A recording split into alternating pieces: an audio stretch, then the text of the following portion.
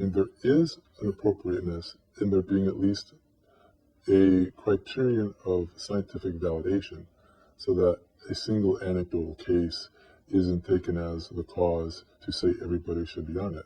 But there is a point if something is with a reasonable scientific design shown to be non-harmful, shown to be effective, shown to achieve a so-called statistical significance, then it should be possible to publicize that work.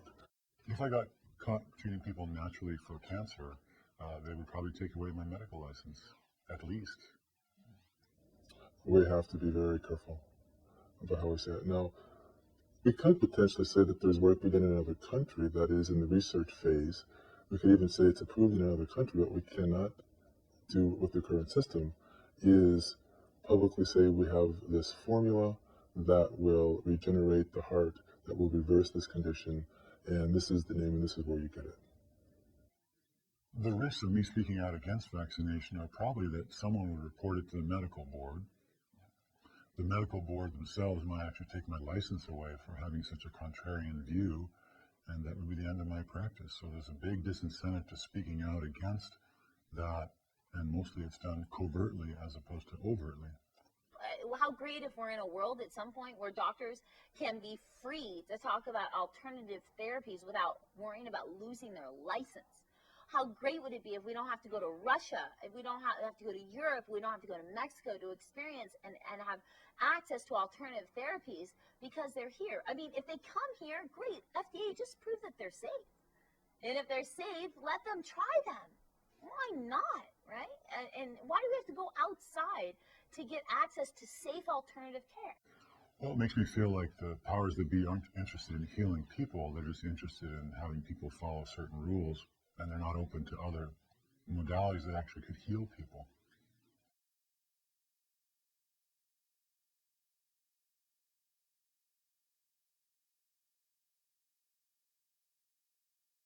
We could quantify that with heart failure alone, which in the United States affects 5.8 million people, and our evidence indicates that we would greatly improve the condition of easily 80 to 90% of those persons.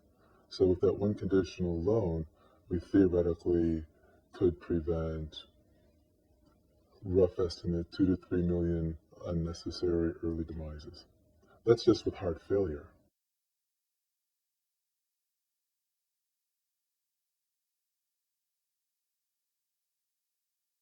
And be able to promote the use of these formulas for sale for HIV, because that would be a health claim.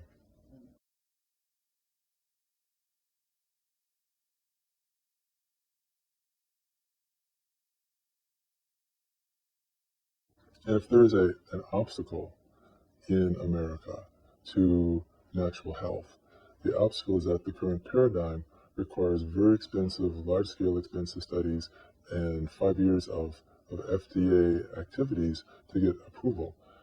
And with natural substances, there generally is such a safety profile that such big-scale studies aren't needed. And very few people are willing to invest the money to prove something that they can't do a typical 15-year life cycle of a pharmaceutical agent. So the biggest obstacle is someone or some group or some constellation doing enough clinical research to prove that something works. One problem is education of the public and self-education to use programs which can naturally strengthen their systems so that their risk of having conditions is reduced. In addition to that, there is a whole system of education, economics, politics, and regulation which compels upon practitioners what is called standard of care. And on the one hand, it's really great to have a standard of care because it means that there's been research done to prove that a particular approach to a disease provides better results than not using that approach. However, it is that standard of care that doctors become compelled to uphold, and if there are alternatives that work as well or better, doctors are at risk if they don't do just the standard of care. If they go beyond it, then there is a hazard to their licensure, their well-being, their livelihood, even their freedom. It's all about self-interest. It's about arrogance and being narrow-minded.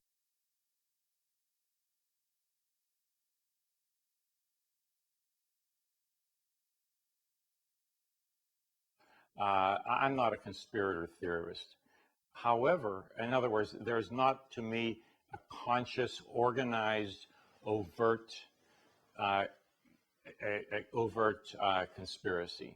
What there is lots of vested interest, and those vested interests are being violated.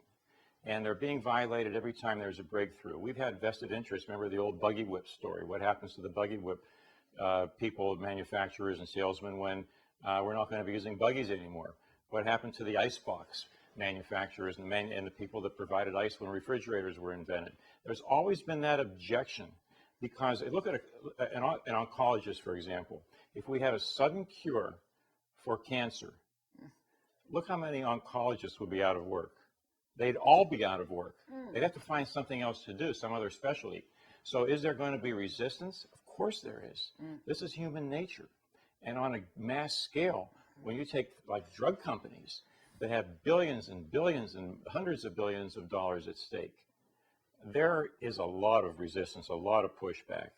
And I wouldn't call it a conspiracy so much as I would call it protecting their turf. And they really don't want to see cures. They really don't want to see one pill fix all because their business model is going to be violated. Their business model is to keep people on drugs for life. I believe strongly it's very much more directed towards financial interests and not towards actually healing people. That in various ways, pharmaceutical companies especially are generating revenue from medicines that they want to prove work and not necessarily be open to other remedies that have been around for a lot longer, but that they can't derive any profit from. I think there's a lot of pressure, though. I think there's a lot of pressure to do things a certain way. The only things that you're given in medical school are here are the diseases and here are the treatments. Without doing more research on your own, you never really know that there are other options or things you can do.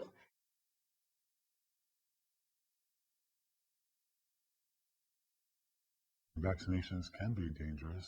The materials that have been in them, such as thimerosal in the past, which is a mercury-based preservative, obviously mercury is toxic to every person on the planet, and in doses that very well were toxic to people receiving them. So there's always by the mainstream an attempt to downplay that and say that the mercury content that was in the vaccines was not toxic. And yet for many vaccinations, the mercury has now been specifically taken out because of people's concerns of that. If there was really no concern, why did they bother taking the thimerosal out?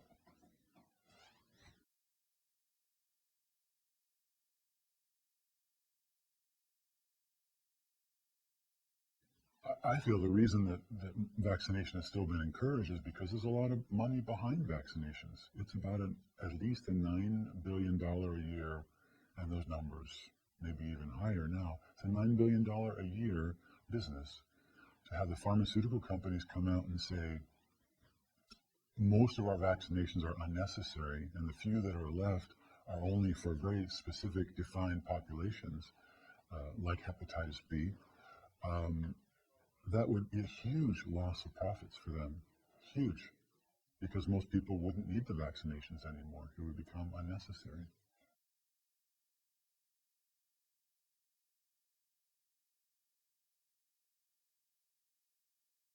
Well, my feelings about the FDA, although they're making sure that certain medicines are safe for us to use, very likely there's a lot of political process behind what gets considered for being safe. There's a lot of medicines that are used in Europe that are considered safe that are used there that never make it to our shores that are clearly helpful.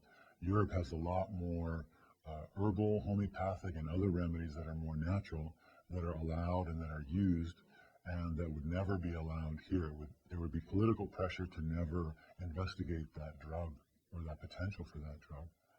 So I think there's a huge amount of politics that's money driven behind what the FDA researches and considers and looks at. What went wrong? We let CEOs of pharmaceutical companies work for the FDA and run it. What went wrong is it became a revolving door for industries who had interest. That's where we went wrong. Went wrong is where we let lobbyists and people with a lot of money influence policy in the government. That's where it went wrong. It's no secret about who's working in the FDA and where they worked before. It's public record. Think about it. If I am the CEO of a pharmaceutical company and now I'm the head of the FDA, is that going to influence my decisions and my policy? Let's just critically think for a minute. Of course it is.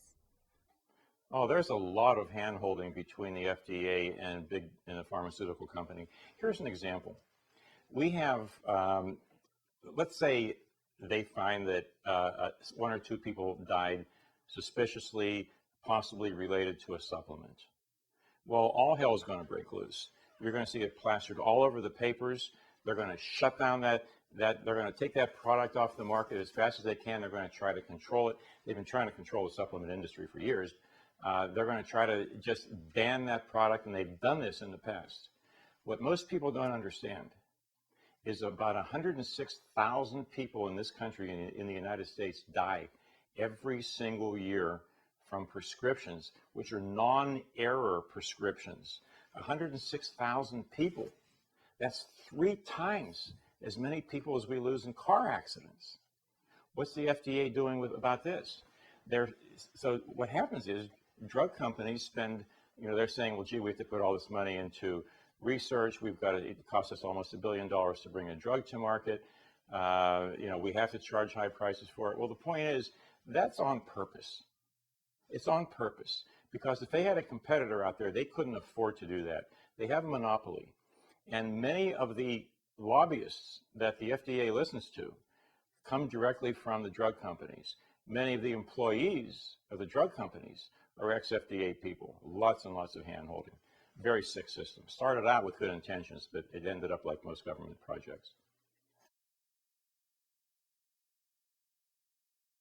The AMA is an organization designed to foster beneficial things for other doctors and for doctors to maintain their revenue, their power that they have. They aren't necessarily lobbying for the best interest of patients.